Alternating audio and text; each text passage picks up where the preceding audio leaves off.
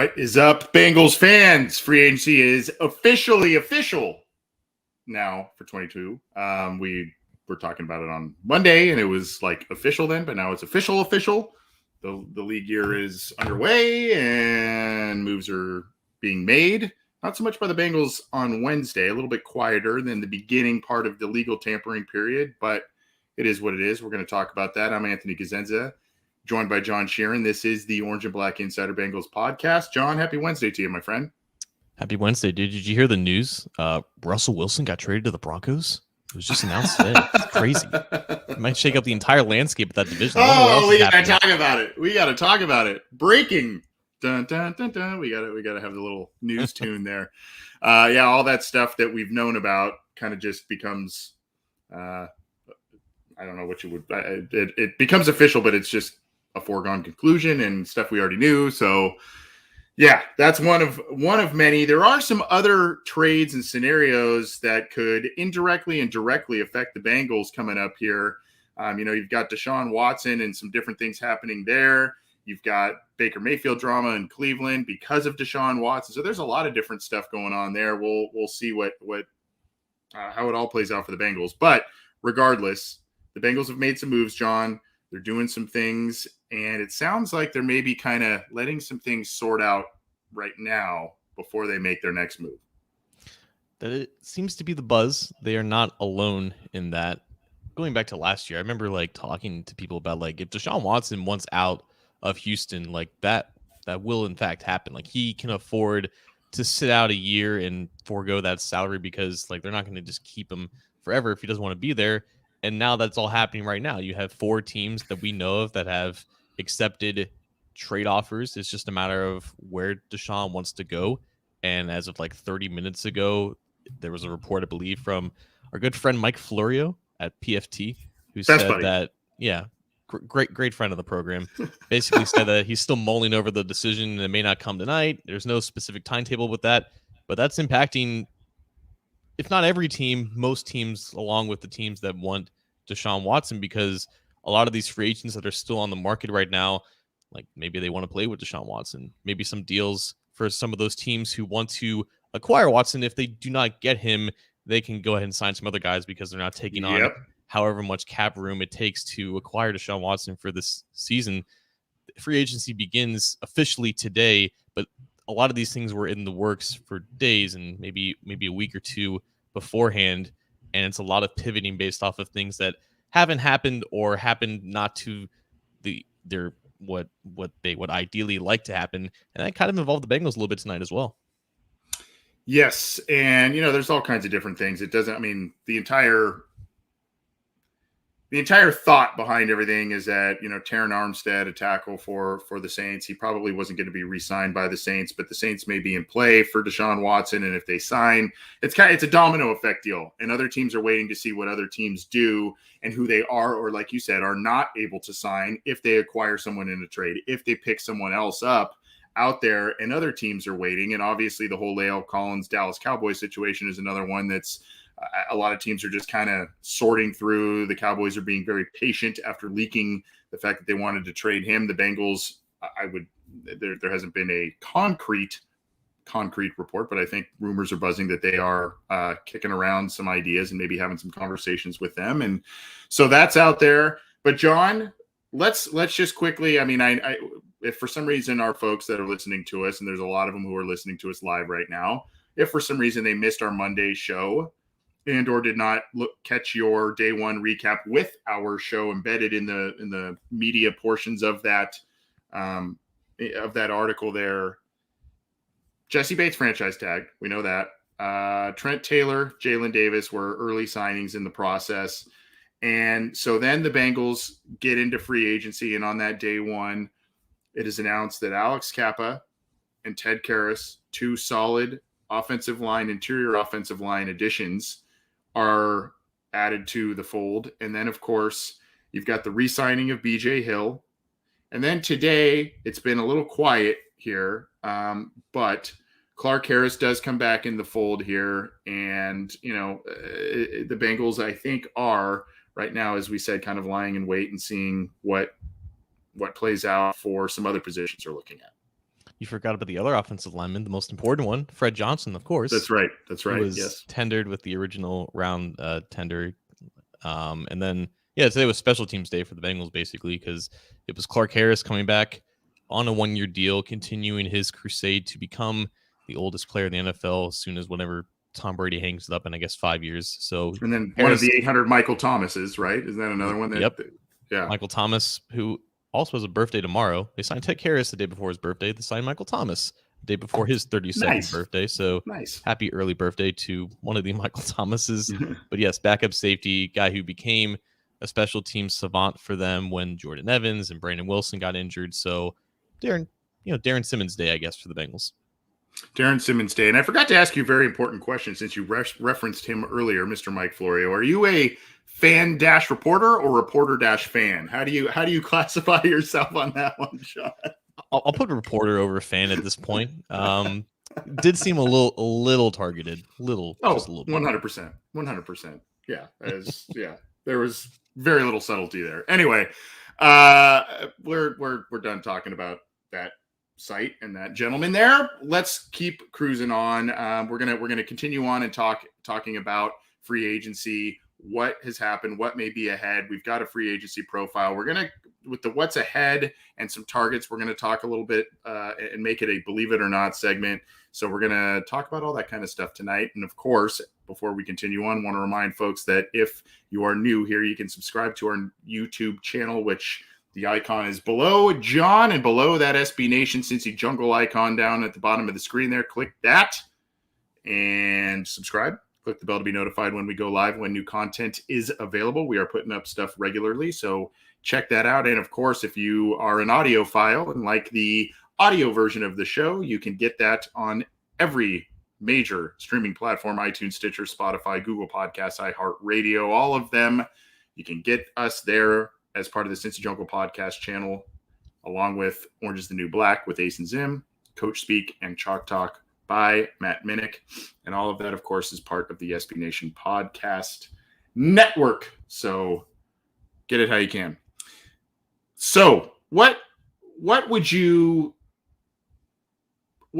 give? I don't like to do grades this early here, but how are you feeling about these moves so far with the Bengals? And are you a bit disappointed that they are being a little less aggressive after this big start out of the gate? I feel like that is only warranted if several names that should have been in play for the Bengals got signed. And honestly, I look at who has been signed. It's not a lot of guys that I would have pegged for the Bengals anyways, whether it be their positions or just quality of talent. I think just recently, like Tyler Conklin signed by the Jets, who took both tight ends that the Bengals might have been interested in. And Mike Garafolo did report that the Bengals were in on signing Conklin. The Jets signed him to a 3-year, $21 million deal. I feel like him and your guy Morgan Moses are the two guys that incited some type of reaction, like, oh, damn, the Bengals probably could have used one of those guys because of their positions and their talents. So other than that, it has been more low-key in the past couple of days, not just for the Bengals, but for a lot of other teams, maybe outside of the AFC North. The Steelers and Ravens have indeed been busy, and they've both been getting better with free agency. But in general, like, I feel a lot of the players that have been signed that haven't been impacted by this Deshaun Watson Suez Canal blockade, I feel like it hasn't really gotten the Bengals to a worse spot. If they're waiting on certain players that they're targeting, it seems like they are being more aggressive in the tight end market at this point. I think there was also a report that they were at least interested in OJ Howard, who signed a 1-year, $5 million deal with the Buffalo Bills. It seems like that's where their focus is at. And there was also a report from our friend Malik Wright, who said, in terms of just their overall activity, they're also waiting for something to develop. We can kind of infer that's likely Lyle Collins. It could be Terran Armstead, but more likely it's Lyle over that. So I think with what they've done now, they've gotten better. Like, the offensive line is undeniably better. It's not a finished product yet. They still have at least one major hole, glaring hole there, but the offensive line's better. Defense isn't worse. The team itself, like, it's not in a worse position than it was when the week started. And I don't know how you can look at it as a negative. I'm with you there. I think they have made pretty notable improvements in one of their weakest areas, which is the offensive line. So, I mean, you got to be pretty pleased about that. And yeah, I mean, you lose Uzama, you lose Larry Ogunjobi. That stuff hurts, but I don't think Uzama was expected to leave by most of us here. But Ogunjobi, you figured it was either going to be one or the other between Hill and Ogunjobi. So there's not a ton unexpected. The Moses thing, you mentioned that. The thing that bothers me is where he went and for what he went for. He went to the Baltimore Ravens on a 3-year deal. Getting $5 million a year? So that's a pretty manageable deal for a guy who could have been a solid tackle for you, it would seem, but not in the cards for the Bengals. They are probably looking at a Lael Collins situation. I wanted to get your opinion. I'm wondering, because I saw that tweet a little bit before we took the air from Malik right there, and what I don't know is, are they waiting when it's playing out, seeing what they play out, and of course your mind goes to the Collins situation, is that, well, we have to see what they, if they're going to accept our trade terms, or do you think that's more along the lines of we're waiting to see if they release him and then we try and work a deal from there? I think it's 100% they're waiting for him to be released. At this point, again, the Bengals don't love just sacrificing draft capital, no matter what the draft capital is. They don't like losing a net value of picks in any type of trade deals. So I'm not even sure that they've actually offered Dallas anything. But if I were them, I would feel confident in my ability to recruit Lael to come in for whatever type of deal that he could expect because of all the connections there. And if that is what's holding them up from pursuing not only another offensive tackle, but any other offensive lineman in general, then that makes sense to me. You have to think that decision with Dallas is coming very soon. Like, I know that someone said like a soft deadline to be the beginning of the league year, which was today, but I think Jake Lisco said it yesterday that part of his salary gets guaranteed, I believe, 5 days after the league year begins. So we're looking at like the 21st as maybe the new deadline for them, and they can always designate him as a post June 1 cut if that is the case. They don't have to wait until June 1st to actually do that, or June 2nd. So that definitely could be the case. And also, Anthony, I think because we've seen over the past 2 days, because they have been basically inactive aside from just a couple of internal re-signings, there's been a more of a pessimistic uprising since Monday amongst Bengals fans. And I think that's because of just the AFC in general. It's just like an arms race at this point. It goes beyond, it's transcending beyond the AFC West now. You have Buffalo trading for Von Miller. You have both the Steelers and Ravens getting better. Like, everybody is loaded up. There's now like 6 probable contenders for the Super Bowl in the conference. And I understand that, but the Bengals just went to the Super Bowl. And I'm not saying that as like a lazy analysis. Like, these teams are all chasing them, and the Bengals are still in a position next year to compete for the Super Bowl. It's not like they've gotten worse. They've only gotten better. So I understand that, yeah, they haven't signed a lot of guys and other teams are going out there and getting better, and the competition to get back to the Super Bowl is going to be more fierce, but these teams are chasing the Bengals. And over the playoffs, like, all I saw was that, oh, the Bengals are the best team here. They have the best team. They have the best chances and everything. Those things can't contradict if you're now scared of all these other AFC teams kind of coming for the crown, because the Bengals are wearing the crown right now, and they deserve to be. They do deserve to be. It is very that was one of the things I was going to actually bring up, and you read my mind there about what the AFC teams and what the already the pretty good AFC teams from a year or 2 years ago, what have you, the Ravens, the Steelers, the Bills. I mean, a lot of teams doing a lot of work in free agency to help themselves here. So, yeah, the Bengals, they are at the top of the AFC mountain, so to speak, but they got to start doing some more things as well. They had a nice start and then kind of quieted off a little bit to free agency. I want to bring this up to you, John, because this is starting to get a little bit of buzz, and this is from Jeff Hobson over at Bengals.com, and I will pin this in the live chat for everybody to grab a look at that. The article largely was about BJ Hill returning to the Cincinnati Bengals, his press conference, etc. But here's the line here. I highlighted it. They may also be looking for a cornerback or two, and maybe another defensive tackle and offensive lineman down the line. What did you make of this? Who kind of comes to mind a little bit when on the top of your head as you think of possibilities for the Bengals. I like the corner from Carolina potentially. Yeah. I think that could be a good fit, and obviously the Bengals. They have knowledge of him because when they played him a few years ago, he had 2 interceptions against him back in 2018. So he's a guy they know. Defensive tackle, we know that's probably definitely another 3 technique of some kind is what they're going to need. It sounds like I did not see it come across, but it sounds like Tupou might be coming back here, so they've got some defensive tackle help as well coming with BJ Hill. I don't know. What did you make of all this? Yeah, I can see Tupou coming back, and that's what he alluded to, and that could just be their defensive tackle signing. It's hard to imagine they're going to go out and spend another like $6-7 million on a defensive tackle to play in tandem with BJ Hill when they're likely to draft a 3 technique anyways. I do see them eventually signing a cornerback, and I think Dante Jackson makes a lot of sense just in terms of his age and his upward trajectory. Like a Stephon Gilmore would make sense too if they can get him at the right price, just because he's playing on like that his 4th or 5th contract at this point, and he could start for like a year or 2 while they groom a possible replacement from the draft. I think many fans just read those last 3 words down the line that followed offensive lineman and really freaked out at that. And again, it's the 2nd week in a row that we are putting the microscope over a Jeff Hobson article and trying to analyze it as best as we can when, like, at the end of the day, like, they're going to sign another offensive lineman. It may not be while we're recording right now. It may not be tomorrow. It may not even be Friday, but it will come. And down the line is entirely up to your own interpretation.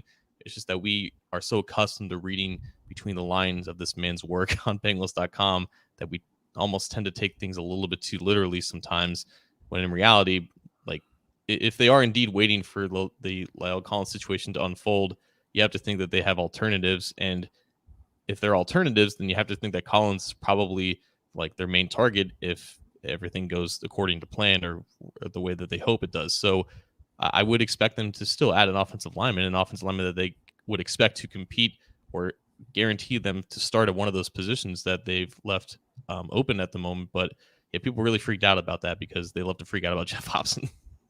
Yeah. You're right. I mean, poor Jeff. He put some stuff on paper, and people take it either verbatim or exactly what it down the line could be. A day or 2. I mean, it could mean a lot of different things. I think he just purposely leaves it open to interpretation, though, because like his job is not to explicitly lay things out the way that like you would expect it to be. Like that's what he did with the salary cap projection too. That was just a literal translation of what their current cap situation was. He didn't have to explain all the context and the nuances. Like that's not his job, and that's not really what the team wants him to do anyways. But we continue every single year to overanalyze what this guy says because time and time again, it's proven that he does have a beat on what they're doing. Well, we're going to move into some different targets and have a little fun with it with some Believe It or Not. Before we do, John, was there anything I missed that we need to be covering here before we have a little fun in the next segment here? Not that this one wasn't fun, but you know what I mean.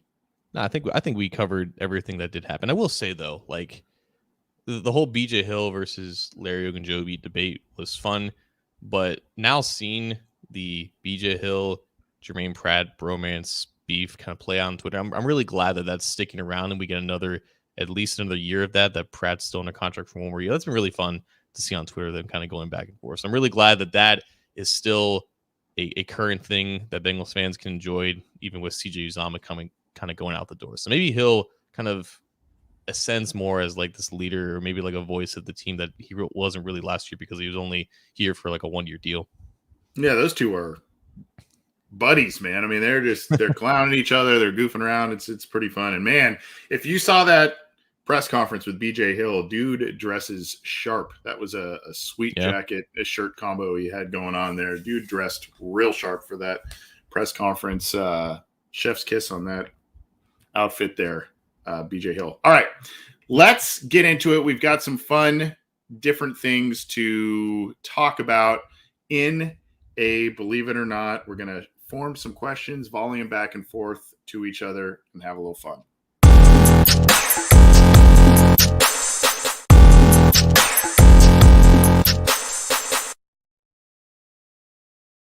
Let's start with the offensive line.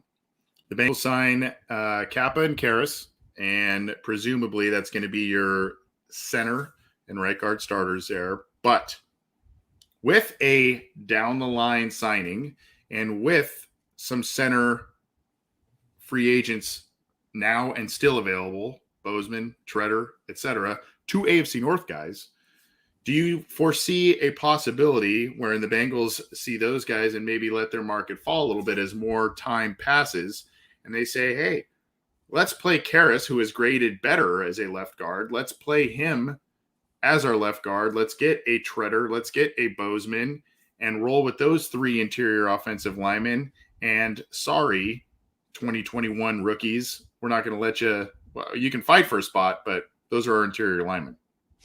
I do not want to take credit for this. I don't remember who said it on Twitter, but someone had the perfect comparison, and it was 2020 when Von Bell was still on the market, like a week after free agency opened that year. They signed him to a pretty modest deal. And I don't think any one of us expected them to go out and get a 3-year deal for a starting safety that year, but they did it because Bell was still available on the market. I could so see that with Bradley Bozeman. I believe that, like, at the very minimum, they were interested before free agency began.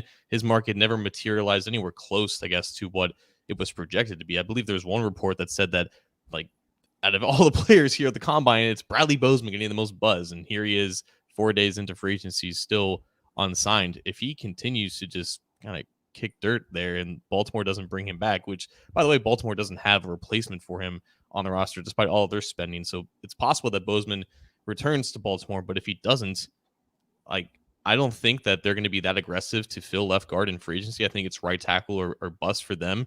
But if Bozeman is still available, like, in the next coming days, his price is only going to drop more, and that just could be something that they feel like is too good to pass up. That's great. That's exactly what I was going to say. It's one of those things where they're probably not pressing for it, and they are comfortable with Karras at center and letting the young guys, probably Deontay Smith and Jackson Carman battle it out maybe for the left guard spot. They're probably comfortable with that scenario. But if it just becomes a situation where it's like, this guy's here, he can help us, and the money is right, we're going to spring for this. We're going to see what can happen. And then it may even work out even better for your offensive line. I'm not the biggest Bradley Bozeman guy, but you would think that Bozeman at center, Karras at left guard, and Kappa at right guard, that really solidifies things on the interior of your line, which was a pretty weak area, and that's being generous with the statement last year. So I don't see them rushing to it. I don't see them pressing with it. I think they're going to be good either way where Karras plays. But I think if it just, like you said, if the market doesn't materialize for Bozeman out there, they may say, wow, this is just too good of a situation to let go here. Yeah, and it would be at a price that I think everyone would be more comfortable with. Like, the whole thing was that Bozeman, 4 years, $10 million a year. It's probably a little bit too much for who he is and what his potential fit in the Bengals scheme is. But if it's like a 1-year deal or if it's like a modest 3-year deal, that's a lot easier to swallow. Let's try tight ends here, because the state of New York, or I guess New York and New Jersey, is just swallowing tight ends at the moment. You have O.J. Howard going to the Bills on the 1-year deal. Tyler Conklin, C.J. Uzomah going to the Jets. And I believe like 10 minutes ago, the Giants signed Ricky Seals-Jones, who Malik Wright pegged as a guy that could, like, at least Malik was interested in him, but I kind of took that as the Bengals were also interested in him as well. So this is the night that we're recording is tight end night, apparently. And the market is quickly drying up. And there's Gerald Everett, who still remains, and a guy that we talked about as a guy that could be signed for a multi-year deal with the Bengals because there's interest. But let's just say that Everett goes someplace else, and the Bengals are kind of left out of the tight end market. Like, believe it or not, the Bengals go into the draft with a glaring need at tight end because they feel like they just have to get right tackle and cornerback figured out, and they just kind of missed out on these tight ends. If they miss out on Everett, I believe it. I mean, there's some others out there. I think Max Williams also got signed on Wednesday as well. So, yeah, I mean, there's some other guys out there, I think, that could be floating out there. But Austin Hooper, I think is he still available? He was, I think, floating out there on Wednesday too. So, I mean, there's some names out there, but none that, to me, Everett just makes the most sense at this point. I don't know that he's ever going to, provide you with prime Jimmy Graham numbers or anything like that, but he can replicate a lot of the production that was there from CJ Uzomah. And that's not, I don't mean to take away from that, but if you look at Gerald Everett's stats, nothing really jumps out at you yards wise, touchdown wise. However, he had the most touchdowns of his career. I believe it was 5 this last season with Seattle. And that's with Russell Wilson out for a handful of games, right? So, I mean, he can play. He's 27, I think, at this point. Maybe going to be 28 by the time the season rolls around. So he's a guy that just makes a former Rams guy, in the system and all of that. This makes a lot of sense to me. And with the Rams, too, going back to my point about the stats, he was a guy down the pecking order in terms of targets. That was the, the wide receivers, Woods, et cetera, were in Cook, were the guys that were getting a lot of touches at that point in time through the early part of his career. So, look, that's just a guy that I think makes a lot of sense. But if they don't get him, they'll probably get somebody, but it still at that point would be a pretty big pressing need going into this year's draft, I would think. Yeah, and I guess another guy that we haven't really touched on, Austin Hooper, is also available. He just got cut by the Cleveland Browns today. To be honest, though, I feel like Everett kind of moves the needle a little bit more because of the athleticism component. I don't believe that Hooper was ever really utilized as this vertical threat in Cleveland. He was definitely locked on to Baker Mayfield's eyes for most of the season, but with that came a lot of drops and just not very solid production. I don't believe that Browns fans were too shaken with the fact of letting him go, so he might sit on the market for a little bit. I want to follow that up with kind of a two-parter again on the tight end position. And this is from Bengals and Brews from a couple of buddies of ours, Dale and the Orange Arrow, who have started a new show. So go check out Bengals and Brews, a cool podcast there. And what are your thoughts on Wilcox? I went down to University of South Florida tape rabbit hole today. That was kind of one of the things we talked before we took the air, John, about Mitchell Wilcox. Here's the thing, and this is going to be a little bit of the Florio fan / reporter, one part of the question. Number one is, how viable do you think Wilcox is? Not necessarily as your number one per se, but as a guy that, if you've got Sample in an H-back role, a little bit more of a blocking role, that sort of thing, you bring in one of these veteran tight ends, and then you've got Wilcox as maybe a guy who's a second tight end who can help you out here and there.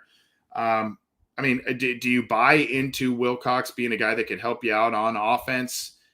Or here's another wild one, because there hasn't been a lot of, at least I haven't seen much on him, but is there, with Ricky Seals-Jones, the guy who was just signed, he was a wide receiver. Yeah. Transferred to a tight end. Is there any scenario in your mind with Mr. Auden Tate where the fans clamor for this every year, right? Auden Tate, make him a tight end.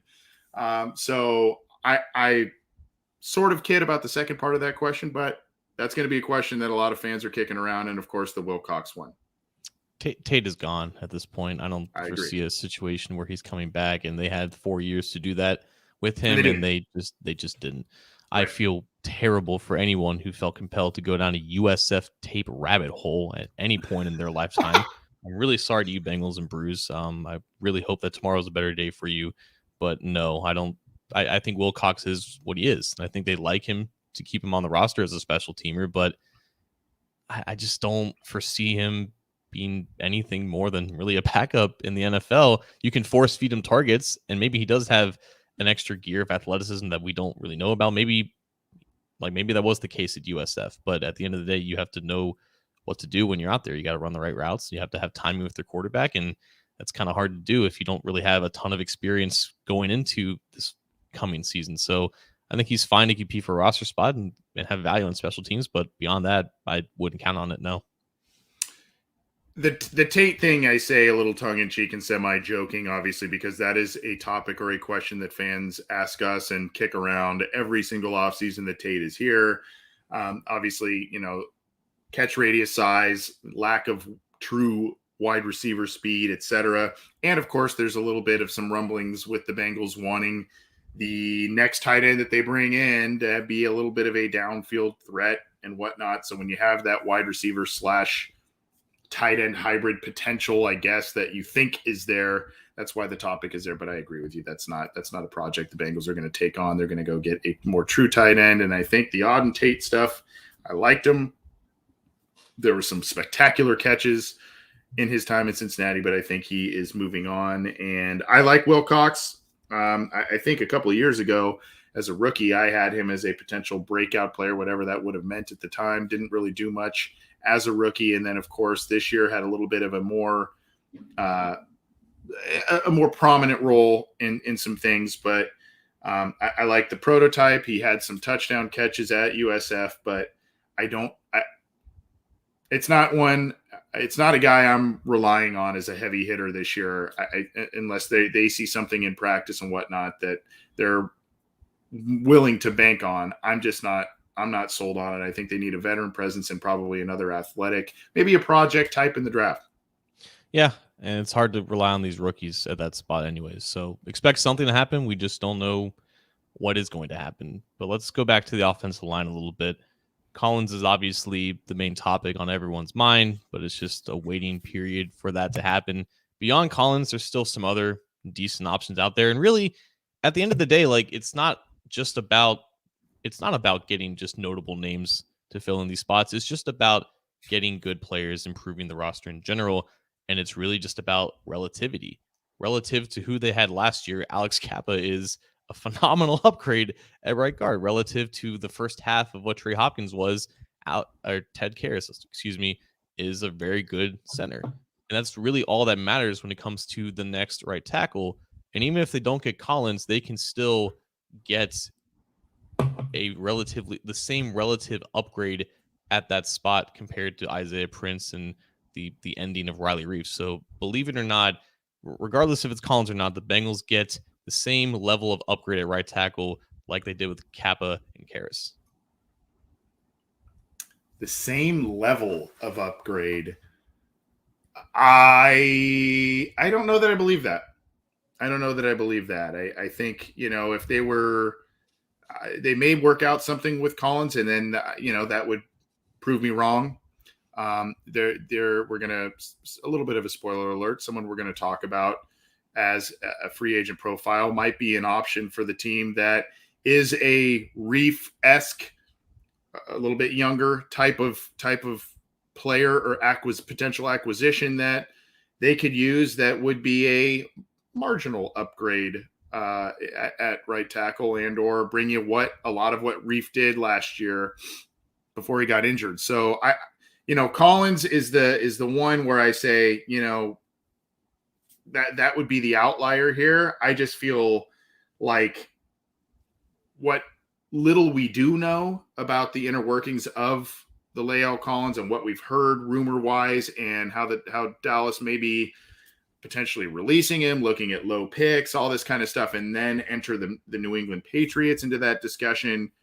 I just kind of feel like the urgency hasn't really been there so much for the Bengals. At least that's my perception. They may like the player. They may like the idea of bringing in Collins. The urgency just does not necessarily seem to be there. I feel like if you really wanted to make this deal, you would have, if it's being portrayed, if it is the way that it's being portrayed in the rumor mill, they would have probably made that deal by now. So he is the outlier though, but I think it's more going to be a lateral or slight upgrade from the Reef situation last year.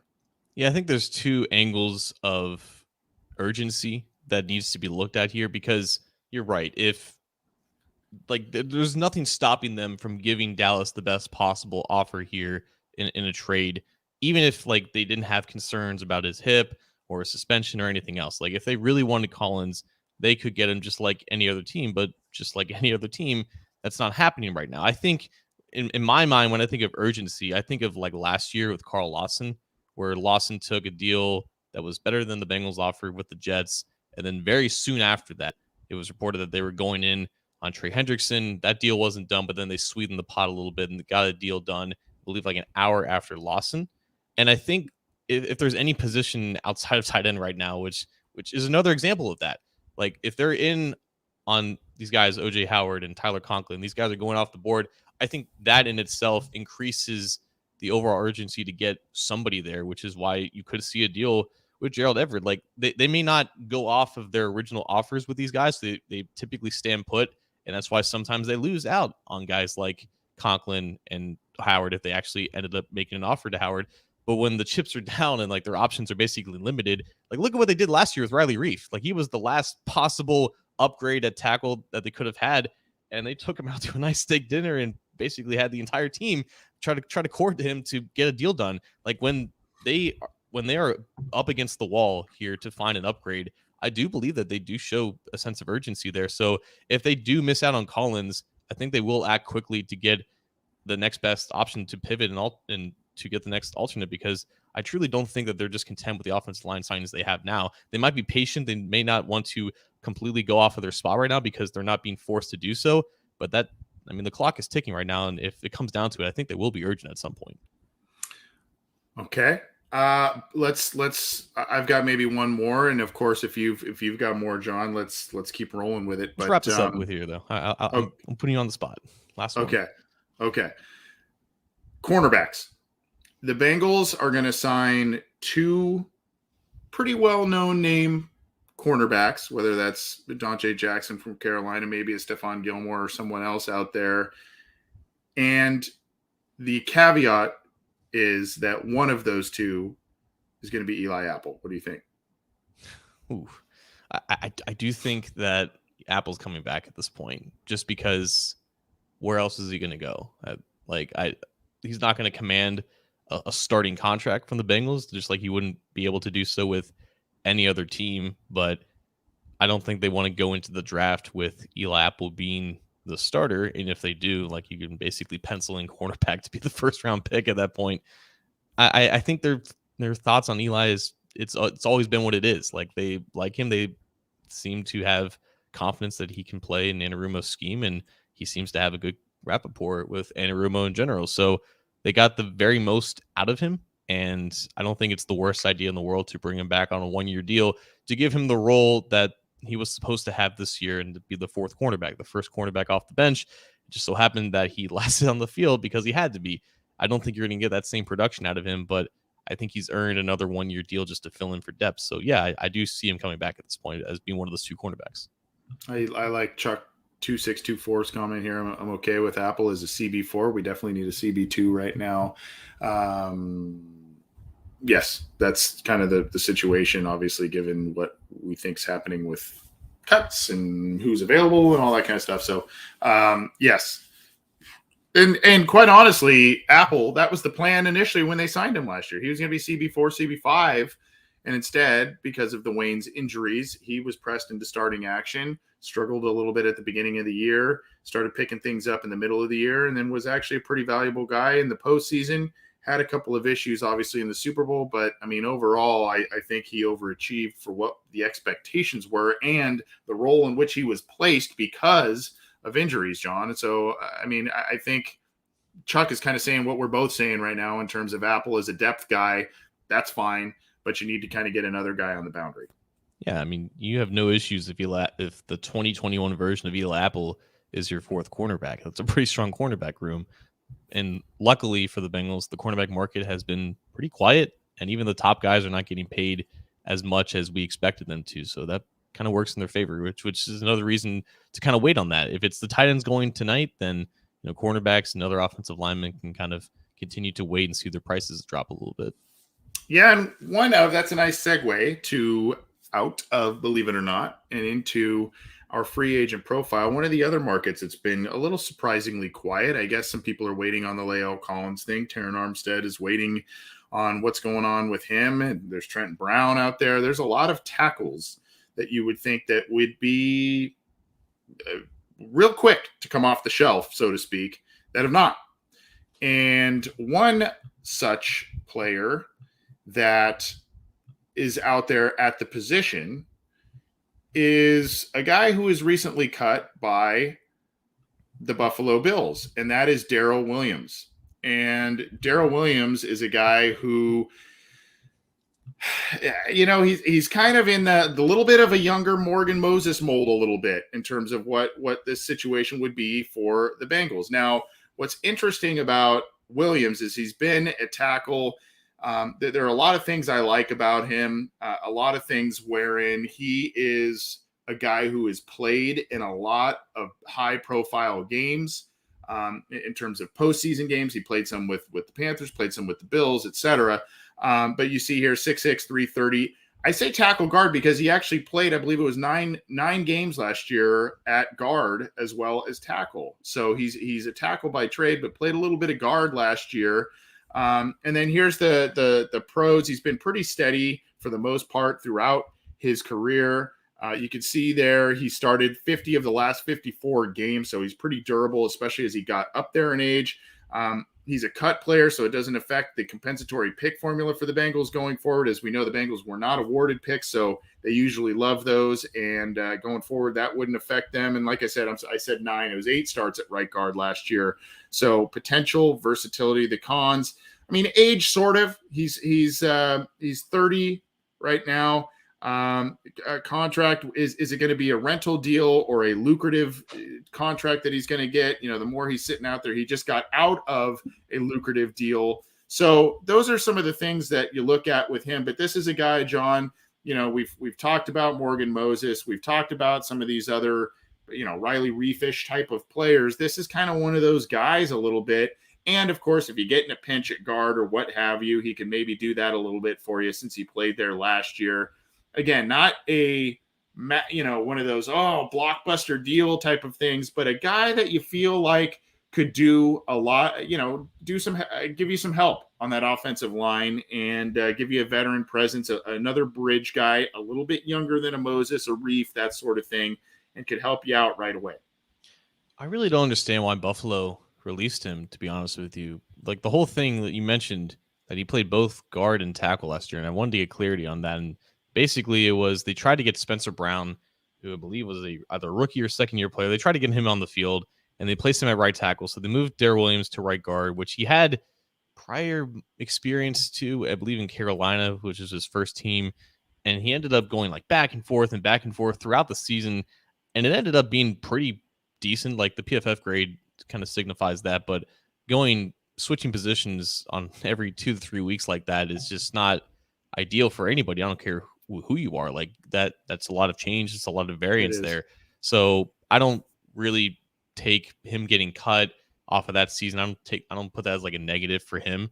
I think you're right. The negatives are he's going to be 30 this year. I think he turns 30 in August. You're probably not signing him to more than 2 years at this point. He might just take another 1-year deal just to get back into the market next year. And the good news for that is he was really good with Buffalo on the 1-year deal, and he turned that into a 3-year deal. Yeah. And then Buffalo released him after just a year. So it's been a lot with him in the past couple of years, but I do think that he's definitely more than capable of being a quality starting right tackle. And I'll go as far as to say if the Bengals don't get La'el Collins, I think that is the pivot right there. I think because there were rumblings last year that if Daryl Williams made it to the open market, he was re-signed by Buffalo before legal tampering began, I think the Bengals would have had interest in him. And I think that was like the reports that were coming out.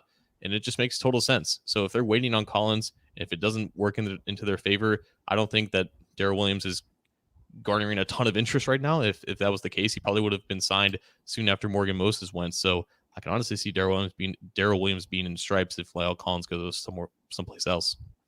Another tidbit that I just in looking at him, I didn't really connect the dots here, but played at Oklahoma, was not there when Joe Mixon was playing, but was there when Samaje Perine was a young player there. So, I mean, if you want to say he's blocked for some of the running backs for the Bengals, et cetera, I mean, there's kind of a weak connecting of the dots there, but there's something there, I suppose. And just a guy that, again, it would be something steady. I don't know if the contract would resemble my assumption that it would probably resemble something that Moses got, maybe a little bit more lucrative because he's a little younger.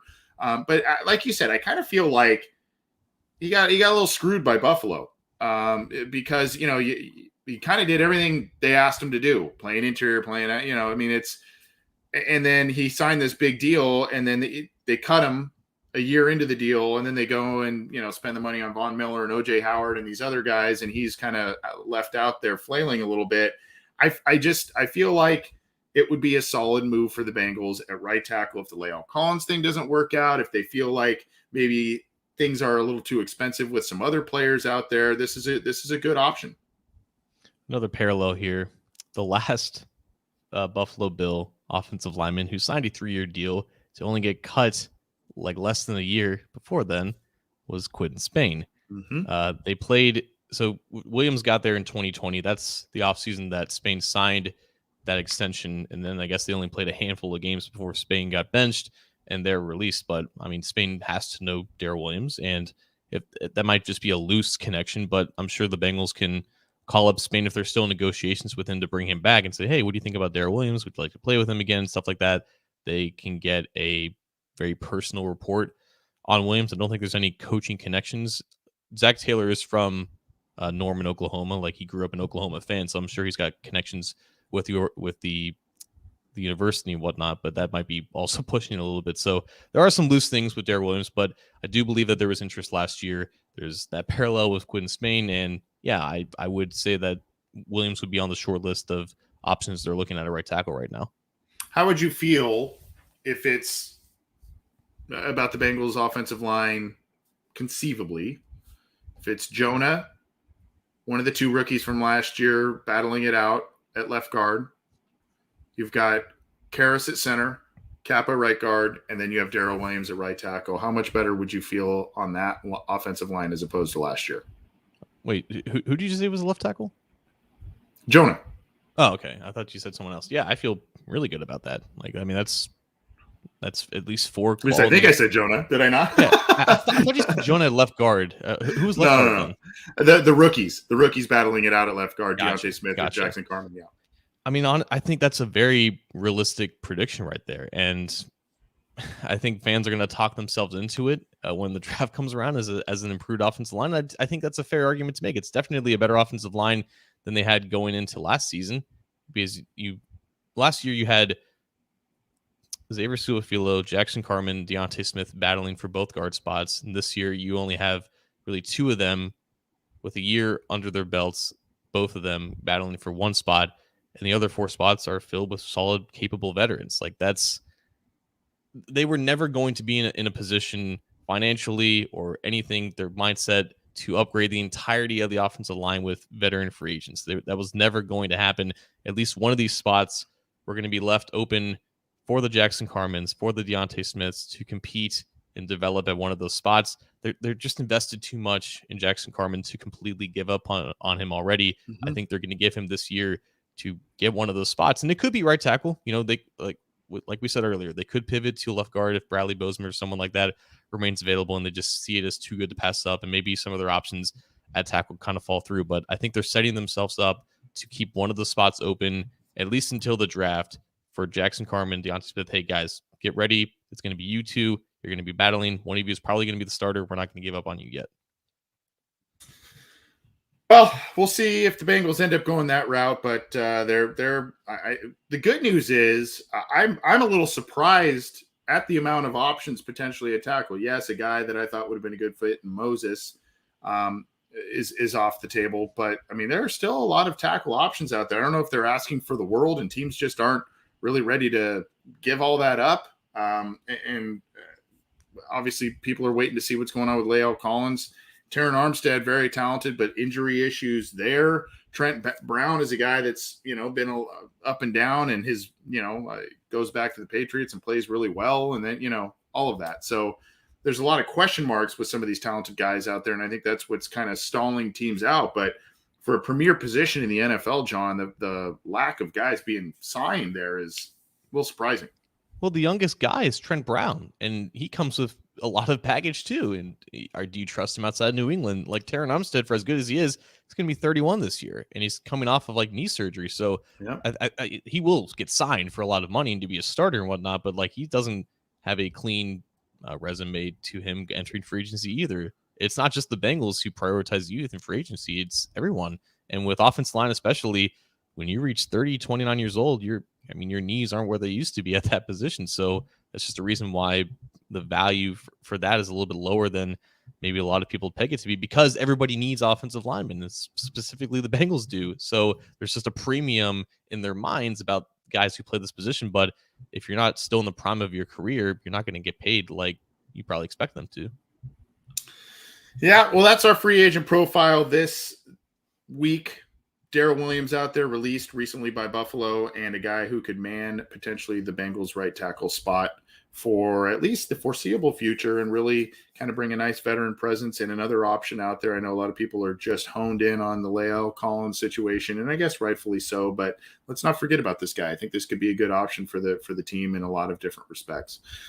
John, I'm going to kind of tie in. We're going to get moving on out of here. We're getting close to an hour, and I'm going to do a little brief version of our newest segment, which is quote unquote remember when. And we're gonna do a little bit of this, and this is just looking back on some situations, whether they end up being humorous, whether you kind of want to go back in the old, or I guess the new Marvel show, What If, or what have you. But one that came to mind, I was going to go with one a couple weeks ago. That seems to be really convoluted, and we'll save that for another time when we got a little more time. But I remember when the Bengals threw the bag at Antoine Odom. And there was a story there that Antoine Odom, he came off a decent year with the Titans. He had, I think, 8 sacks going into free agency. And he was a guy that the Bengals really targeted. Marvin Lewis really wanted, and came to Cincinnati. There was a story, I don't know if you remember this, I think it was Jeff Hobson who wrote it, that, basically the Bengals brain trust, or coaches at the time, Marvin Lewis, et cetera, stopped him at the airport and wouldn't let him leave the airport to make sure he signed a big deal, only to be released out of that deal 3 seasons in with the Bengals. He did have one year with 8 sacks, but I think about half of those came in one game. I think it was against Green Bay. So I just remember when. Do you remember when the Bengals just threw the bag at Antoine Odom, and he responded with one big game, a bust for PEDs, and other kind of stuff? Perfect example. They're urgent when they want to be. When the chips are down and Antoine Odom is going through CVG, they go all out. And I believe it was 6 sacks in that very memeable game against the Packers. 6 sacks against Aaron Rodgers in like his first year starting. It wasn't just that; it was like the Daniel Coates like fumble catch on like a 3rd and long or something. Like what a phenomenal game that was. It was a phenomenal. Oh my God, the Daniel Coates catch. That's another remember when for another time. Good God.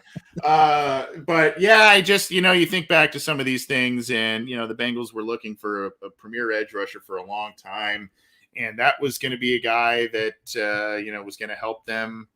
I think at that point they had lost Justin Smith, and so they were going to try and get past that whole situation, and Antoine Odom was going to be their answer. And boy, what was weird to me, John, and I don't want to belabor this too much, but Marvin Lewis, it always baffled me. Marvin Lewis was this guy who came from Baltimore that had this really diverse defense and had guys that he excelled at finding these tweener guys that could always, these edge guys that could always get to the passer in various ways, different guys. Peter Boulware is the guy. He always seemed to look for that Peter Boulware guy and could never get him, whether it was David Pollock, who unfortunately had the bad injury, Odom, however he tried to do it, Lewis can never do it.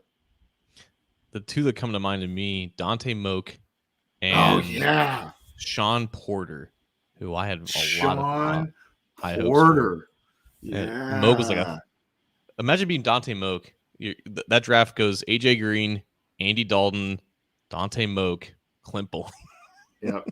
And then Porter was like, I think, a 4th round pick in 2013 out of Texas A&M. I want to say, I think he was an edge rusher there, but he had the size of like a linebacker, and it just fit the mold again. Like, can this guy rush in a 2-point stance on some of these passing downs? Chris Carter, another lesser known name. That was like 2017. He actually did get some production in there, but he didn't last very long because he's Chris Carter. I don't know what it was, but I mean, I think Lewis just adapted to what they had, and that was really tall defensive ends in some of these even fronts, and it worked for a long time. Yeah.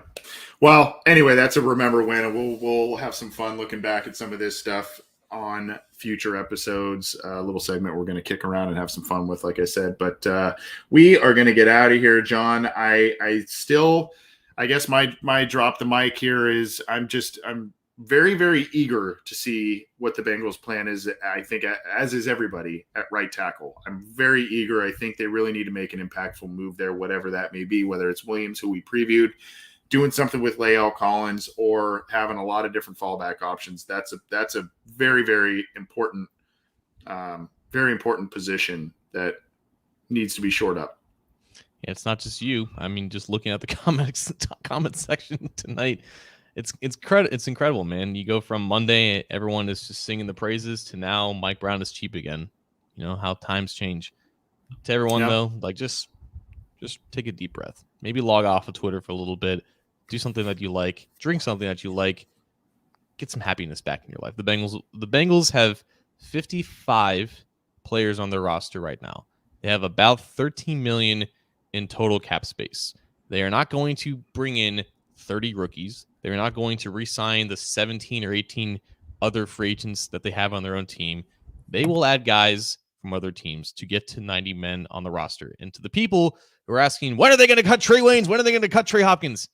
That's also coming, because they only have 13 million cap space and they need 30-something other players. These things will happen. Just let it happen. They will happen.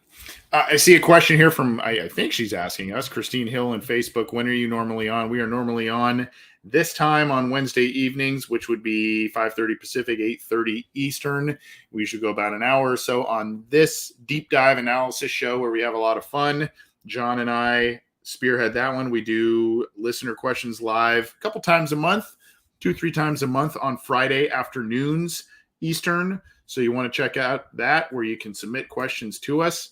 And of course, we do happen in headlines at the beginning of the week and all kinds of other stuff. We've had a lot of interviews as standalone shows and different things like that. So hopefully if you're new here, hopefully you enjoy what we're doing. If you've been around for a while, and we've got a lot of people watching us live, which is awesome. And some subscribers on YouTube and all that kind of stuff. We're stoked on that. So if you've been around for a little while, keep it with us if you would, and we appreciate the support. We're going to keep giving you all kinds of different content as free agency rolls around. Obviously, as the draft rolls around as well, we will be getting you more content there, so stay tuned. John, have a good week. We'll probably be talking about some different things the Bengals do here in the next handful of days and or next week, so let's, I guess, stay at the ready, right? Can't wait, dude. March Madness is here. That's right. March Madness is here, and that'll be fun. NFL's version of March Madness, and men's basketball, women's basketball's version of March Madness is here as well. Have a good week, everybody. We will talk to you soon.